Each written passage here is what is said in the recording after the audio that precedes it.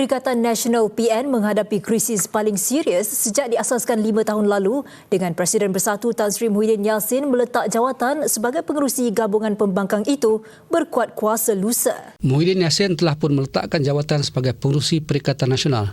Muhyiddin menerusi kenyataan rasmi memaklumkan peletakan jawatan beliau akan berkuat kuasa. Presiden Parti Peribumi Bersatu Malaysia Bersatu Tan Sri Muhyiddin Yassin hari ini mengesahkan peletakan jawatan beliau sebagai pengerusi Perikatan Nasional PN. Perselisihan hubungan antara PAS dan Bersatu semakin ketara selepas pergolakan politik di Perlis yang menyaksikan peletakan jawatan Adun Sanglang dari PAS Muhammad Shukri Ramli sebagai Menteri Besar. Bersatu di Perlis ambil jalan yang serupa, campur tangan dan memperbesarkan pergolakan dalaman PAS. Kerana memang pimpinan PAS di Perlis tidak semua yang bersetuju dengan bekas Menteri Besar Cikgu Shukri lah. Jadi akhirnya Bersatu sailang di peringkat negeri dan berjaya membawa 3 orang daripada PAS yang disebut sebagai khianat lah kan. Jadi walaupun dia ni di negeri Perlis kecil, tapi ini adalah satu tikaman yang luka dia tu takkan habis sampai kepada pilihan raya umum. The meeting today between Bersatu President Muhyiddin Yassin and Terengganu Menteri Besar Ahmad Samsuri Mokhtar was held with the blessing of past President Abdul Hadi Awang. This was confirmed by Hadi's Political Secretary Shahir Sulaiman. The meeting took place amidst speculation over who will assume the role of Perikatan Nasional Chairperson following Muhyiddin's resignation on January 1st. When contacted, Shahir said the meeting was informal, adding that a formal PN meeting is expected to be held in the near future. He told Malaysia Kini that Samsuri met Muhyiddin on the mandate of Tok Guru. However, he refused to elaborate on whether the meeting was linked to speculation over Samsuri's candidacy to become the next PN chairperson. Earlier, Shahir had shared a photograph of the meeting on Facebook. On December 2nd, Hadi had indicated that PAS is poised to take over leadership of the opposition coalition, noting that several names, including his own, were being considered to replace Muhyiddin.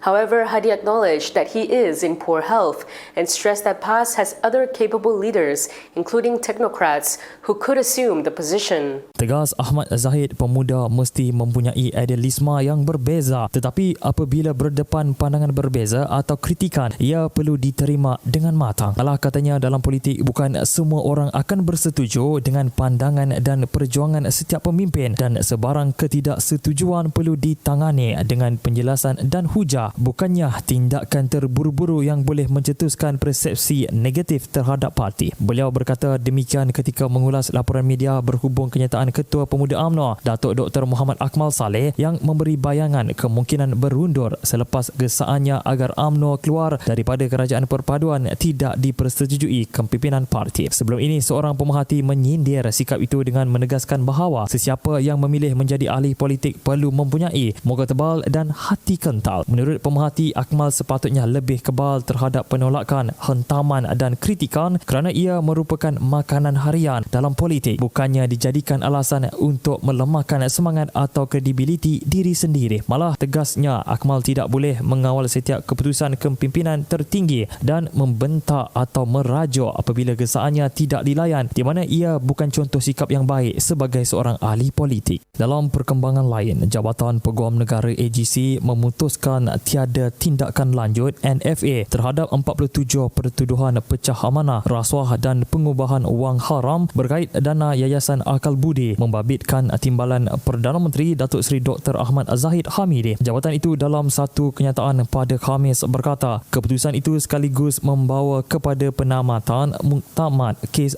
terbabit. Menurutnya, ia selaras kuasa serta budi bicara peguam negara di bawah perlembagaan dan undang-undang berkaitan. AGC menegaskan keputusan diambil berasaskan pertimbangan profesional dan undang-undang dengan mengambil kira kepentingan keadilan, integriti proses pendakwaan serta keperluan memastikan kepastian dan ketulusan sistem keadilan jenayah. Jabatan Peguam Negara telah mengumumkan bahawa mereka tidak akan mengambil tindakan lanjut berhubung kes Zahid Hamidi itu, di mana mereka telah mengumumkan bahawa hasil daripada siasatan SPRM selepas mereka mending-NAA-kan kes tersebut, SPRM telah memberikan satu dapatan yang pada pandangan Peguam Negara tidak mempunyai sebarang kekuatan untuk meneruskan kes ini. Jadi oleh kerana itu, Jabatan Peguam Negara telah mengambil keputusan untuk mengkategorikan kes ini sebagai NFA. Keterangannya tidak cukup untuk teruskan penakwaan. Peguam negara putuskan tiada tindakan lanjut NFA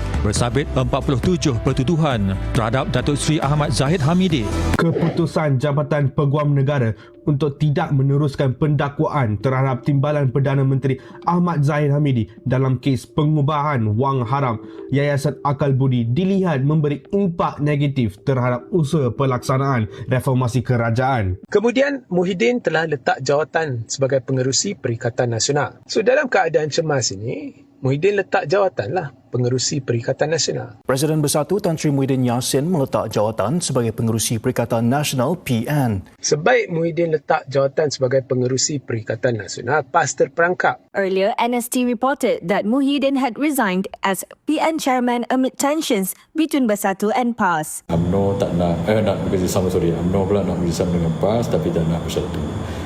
PAS pula dengan Bersatu tengah ada krisis. In Perlis, PAS has made it clear that none of its assemblymen will accept any executive council posts in the state government under the new Menteri Besar Abu Bakar Hamzah from Bersatu. Meanwhile, Perlis Menteri Besar Abu Bakar Hamzah said he was left with little choice but to appoint all Bersatu assemblymen to the state executive council. Saifuddin Abdullah telah dipecat oleh Bersatu berkuat kuasa semalam. Datuk Seri Saifuddin Abdullah itu telah digugurkan daripada keahlian Bersatu. Even bila saya cek Facebook Ketua Penerangan Bersatu iaitu Tun Faisal Ismail Aziz pun sama juga saya tidak mendapat jawapannya. Di barisan cadangan sebagai pengurusi Perikatan Nasional, yang pertama iaitu Menteri Besar Terengganu dan yang kedua Timbalan Presiden PAS dan yang ketiga Datuk Seri Hamzah itu sendiri pada Bersatu. Maka jika ada kompromi daripada kepimpinan utama Bersatu dan PAS dan Presiden parti politik yang lain dalam Perikatan Nasional untuk menerima Dr. Ahmad Samsuri, bagi saya beliau ada satu aura ataupun momentum politik yang baru. Naib Presiden PAS Ahmad Samsuri Mokhtar dilihat bertemu Muhyiddin dengan membawa mandat langsung daripada Presiden PAS Abdul Hadi Awang. Dan akan menjadi pelik bila Dr. Samsuri menjadi pengerusi Perikatan Nasional. Yesterday, UMNO Youth Chief Dr. Akmal Saleh gave a cryptic message about stepping down. This came after Party President Ahmad Zahid Hamidi rejected his call for UMNO to quit the government. Akmal indicated that despite best efforts, an unspecified goal was not met. With this, Kini TV posted a poll to hear your thoughts on Akmal's remark, and here are the results. A majority of voters at 52% support Akmal's remark to step down, saying that it is a courageous way to demand change.